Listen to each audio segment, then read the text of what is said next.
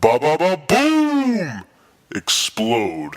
Hey everyone, it's Jeff Farina with BoomExplode.com. Another Sunday is here, and that means another Second Chance Sunday review, thanks to our friends over at GameMind.com, is about to begin. This week we take a look at Yakuza 4, obviously the fourth installment in the series. If you've played the first three Yakuza games, this is clearly a game that you want to play to help finish the story or continue that story.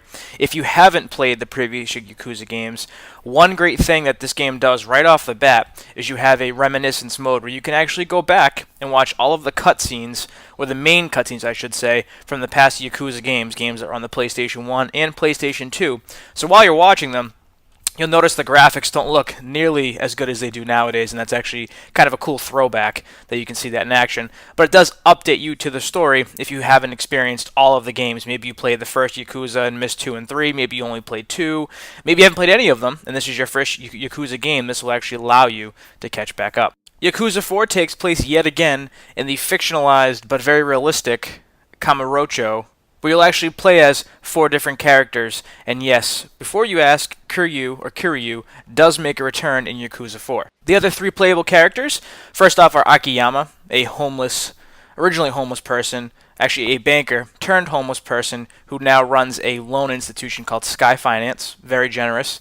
Saejima, who is or was a Yakuza, still is a Yakuza, but ended up in prison for executing a hit on 18 rival family members.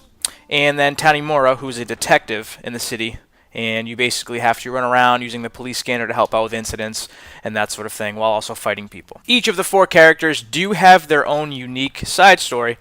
However, toward the end of the game, actually toward about the midway point, you quickly find out that their stories are all interconnected in one way or another, and actually makes for a very interesting main plot and main story, making this a truly immersive game.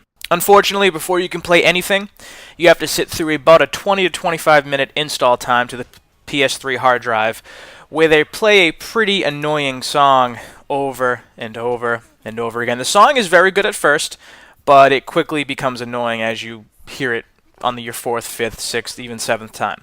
Now, if you're wondering what type of game Yakuza 4 is, it's more or less a third-person, story and action-driven game where you explore this city. You also explore islands like Okinawa, prisons, and along your way of exploring, finding clues, finding objects you need to solve puzzles, you also get into many, many fights where you can use your bare hands, brass knuckles, bats, bottles, knives, swords, guns, you name it. So it makes for a very story-driven, but also action-oriented fighting game. Now, because this game originated from Japan, it unfortunately is not dubbed over. It is subtitled. What that means is you have to read everything. They do speak in Japanese, however, there are English subtitles, so if you aren't a fan of having to read for 20 to 30 hours dialogue for that long, this may not be for you. But, once again, if you've played the previous Yakuza games, then you're already familiar with having to do so. As you progress through each of the 4 playable character stories, you'll gain experience points from fights, from doing certain tasks, completing side missions. Those experience points will actually cause you to level up, and from there you can actually use soul points to upgrade certain attributes for your character. For example, finishing kicks while an opponent is laying on the ground. You can stomp on their face. You can do drop kicks, more or less different ways to increase the strength and the charisma of the character you're playing as. Some of the characters may start off slow with their fighting ability, but as you level them up, it becomes extremely fun to play and kick people in the face while they're laying on the ground, drop kick enemies, take enemies' faces and slam them into rails, poles, you name it. Some of them can even spin the enemies around. They can grab them by their legs, spin them around, and throw them a good 10, 15 feet into a wall. So some of the combos you can do are actually a lot of fun. It feels like you're almost playing a side Mortal Kombat style fighting game in certain instances. From a graphical standpoint, keep in mind this game was released about a year ago. It was last March in 2011 for the US. So for that time period, the graphics look great. Some of the games now, maybe Uncharted 3, it doesn't always keep up with, but a lot of these atmospheres are a lot bigger. You can freely walk around the city, whereas in Uncharted, you're kind of restricted to a certain area. So I have to say these graphics look great. There are some cases where you will see texture pop-in, and if you're walking through a crowd of immense people, once you get past them and they're no longer on your screen, once you've walked right by them even, you can turn around, and many times they've completely disappeared out of view, even after just 10 feet or so. Going back to the subtitle portion that I mentioned earlier, there are some cases where the subtitling isn't always accurate. For For example, the one that I actually wrote down was, "You he actually done come." All your base are belong to us, anyone? Overall, what really shines for me in this game are the story and the fight system. The fights are a ton of fun, and that's just put very blunt. They are a ton of fun.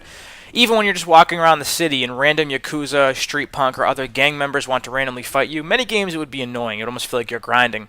But in this case, it's always a lot of fun because you can pick up signs, you can pick up even just cones, parking cones, street cones, and throw them at your enemies to actually kill them with the cones if you want to, or knock them out with the cones. The fight system feels very polished. It feels like it's a lot of fun. You can quick dodge, you can parry, you name it. There's only a certain few instances where you can actually corner an enemy into a corner, knock them on the ground, and constantly stomp them with your foot, and they can't even get up, and you're just slowly ticking away at their health, and they can't even get up. So there are a few glitches, if you will, certain instances you can take advantage of, but overall the fight system is really where this game shines, and it makes it a lot of fun. Tie that in with a great story, and you have a very good game to play. The main story of this game left me with plenty to do. I beat the main story in about 20 hours, but if you venture to the side, do some side missions, you can even visit Club Sega and play arcade games, you'll be able to tack on another 10-15 hours without a problem whatsoever. The fact that the 4 character stories in this game come together and connect in a way unlike many other games can do, the story truly draws you in, and that's one of the reasons why this game also shines. Many people have come to question Sega in the past years with their recent releases. I have to say Yakuza is an area where Sega truly shows that they still have the ability to release a great game. While boss battles can sometimes seem to go on forever and be extremely frustrating, I have to say I had a ton of fun playing Yakuza. Once again, the fight system is something that is very hard to match nowadays in this type of story-driven game. I give Yakuza an 8.0. I have a lot of fun playing it for the 20-plus hours that I did play it for. I do recommend checking this game out. It's definitely a good game that you want to play, especially if you've played the past Yakuza games. And once again, if you haven't, you can actually catch up on the story in the game's reminiscence mode. This game will give you that RPG feel where you can actually level up your characters without having to grind your way through in a slow, monotonous fashion. Sega went on to release a zombie makeover of Yakuza 4, which I'm not really sure why they did so, but I have to say if they made a Yakuza movie, I would definitely be there to see it. As always, thank you very much for watching this Second Chance Sunday review, everyone. Please check out boomexplode.com for all of our reviews, Boom Explode Video on YouTube for our video channel, and of course check out GameMine and GameMine.com, both on YouTube and just their main website. Without them, this wouldn't be possible. Thanks for watching, everyone.